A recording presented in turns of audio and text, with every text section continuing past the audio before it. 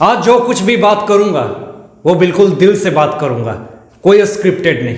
क्योंकि जो कुछ भी आज मेरी बातें होगी वो फीलिंग की बातें होगी, मेरे दिल की बात होगी।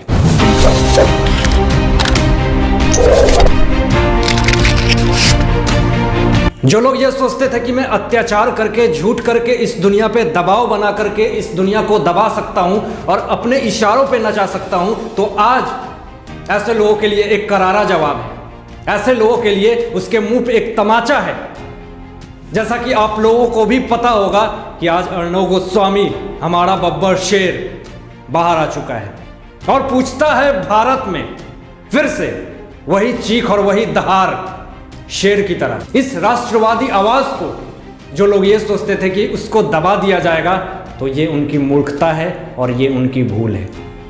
जब फर्स्ट टाइम मैंने देखा था कि किस तरह से अर्णव गोस्वामी को, उनके कॉलर को पकड़ के इस तरह से, तो अजमल कसाब जो कि मुंबई में ताज होटल पे हमला किया था और ना जाने कितने सारे लोग मर गए थे, उसके साथ ऐसा बर्ताव नहीं हुआ था। लेकिन अर्णव गोस्वामी को बस इसलिए इस तरह से उनको जलील करके ले जाया गया, उनको डराए धमकाए ताकि उनकी जो ये राष्ट्रवादी आवाज है वो दब जाए।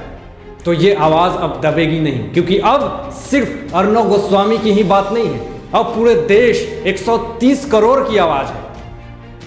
और वो लोग जो सोचते थे कि अर्णव गोस्वामी को दबा दिया जाएगा, उनको नीचा दबा करके उनके मुंह को शांत कर दिया जाएगा, लेकिन ये लोग वो नहीं जानते थे कि वो अर्णव गोस्वामी पहले से और ज्यादा इस दुनिया के लिए हीरो बन चुका है, रियल हीरो।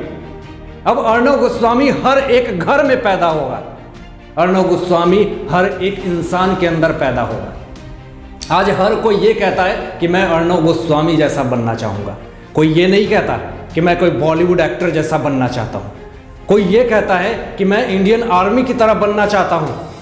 ये राष्ट्रवादी कीड़ा किसने डाला हमारे अंदर, हमारे देश में? सिर्फ और सिर्फ अर्णव गोस्वामी की ये आवाज़ है जिसको हमें सफल बनाना चाहिए। कोर्ट में ये कहा गया कि अगर कुछ लोगों को चैनल देखना पसंद नहीं है, उनकी बातें पसंद नहीं है, मत देखो, उनके चैनल को मत देखो अगर आपको दिक्कत है तो। ये कोई सॉल्यूशन नहीं है कि कहीं का गुस्सा किसी कॉन्स्पिरेसी में फंसा करके उसको इस तरह से ब्लेम करके फंसा दिया जाए जिससे कि वो इस समाज में ये दिखा रहा है कि ये इंसान गलत है, लेकिन पूरी दुनिया जानती है कि उनके साथ ऐसा क्यों हुआ है। आज बहुत जल्द अर्णव गोस्वामी हम लोगों के बीच में होंगे, हम लोगों के साथ होंगे, हमारे दिल की बात होगी।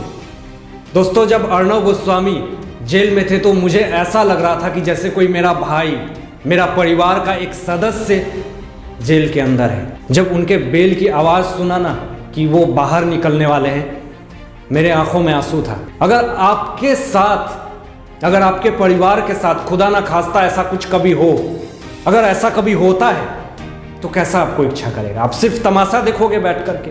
जी नहीं। आज अर्णव गोस्वामी के साथ हो रहा है, कल हमारे किसी परिवार के सदस्य के साथ होगा। तो हमें आवाज उठानी चाहिए, हमें यह नहीं कहना चाहिए कि बस चुपचाप देखते रहो। इस दुनिया में ऐसे भी लोग हैं जो अर्णव गोस्वामी की जब जेल में वो जाते हैं तो उनकी मजाक उड़ाते हैं, उनके बारे में गलत अपशब्द कहते हैं। आज कहाँ है वो बुज़दिल लोग? कहीं ना कहीं हमारी जस्टिस, हमारी गवर्नमेंट सुनती है हमारी बातें। जो आप सोचते हो कि हमारे देश में क्या चल रहा है, आप क्या बोलते हो, आपकी क्या इच्छा है, तो जन समुदाय की आवाज़ पीएमओ तक जाती है। हमने बहुत कॉल किया था हेड ऑफिस पीएमओ, मेल किया था बहुत सारे, तो कहीं ना कहीं वो आवाज़ सुनती है गवर्नमेंट। आज अर्णव गोस्वामी एक नहीं है, आज अर्णव गोस्वामी 130 करोड़ जनता है। देश विदेश से मुझे कॉल मैसेजेस आ रहे थे कि ये क्या हो रहा है, हमारे देश में क्या हो रहा है, क्यों ऐसा हो रहा है? जो सच्चाई के लिए आवाज उठा रहे हैं उनके साथ ऐसा क्यों हो रहा है? बहुत सारे लोगों का मैसेज, बहुत सारे लोगों का कॉल मैं खुद अटेंड करते करते बहुत ज़्यादा परेशान हो गया था। लेकिन मुझे विश्वास था, मुझे भरोसा था अपने कानून पे, अपने उच्च न्यायालय पे, सुप्रीम कोर्ट पे, हमारे गवर्नमेंट पे, हमारे मोदी जी पे।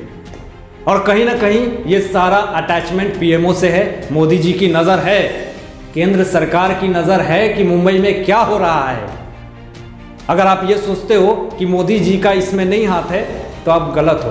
अर्णव गोस्वामी के केस पे केंद्र सरकार के पूरी नज़र है कि आखिर अर्णव गोस्वामी के साथ क्या हो रहा है, सुशांत सिंह राजपूत के साथ क्या हो रहा है, बॉलीवुड इंडस्ट्री में ड्रग्स माफिया कैसे काम कर रही है। ऐसा नहीं, पीएम मोदी हमारे ही देश में रहते हैं, भारत देश में ही रहते हैं, तो उनको सब पता है कि हमारे देश में क्या सही हो रहा है, क्या गलत हो रहा है। तो बहुत जल्द आपको खुशखबरी दे दूं कि हमारा बब्बर शेर फिर से दहाड़ेगा, पूछता है भारत, और फिर से वही कॉन्फिडेंस, वही ताकत, वही एनर्जी के साथ फिर से पूरी दुनिया में राष्ट्रवादी जो आवाज है, हमारी और आपकी आवाज है, उसके लिए आवाज उठाएगा। चाहे इसके लिए बहुत सारी मुसीबतें आएंगी, लेकिन हमें पीछे नहीं हटना है, हमें सपोर्ट करना है अर्णव गोस्वामी को। Welcome back Arnab Goswami. तो आज के लिए बस इतना ही।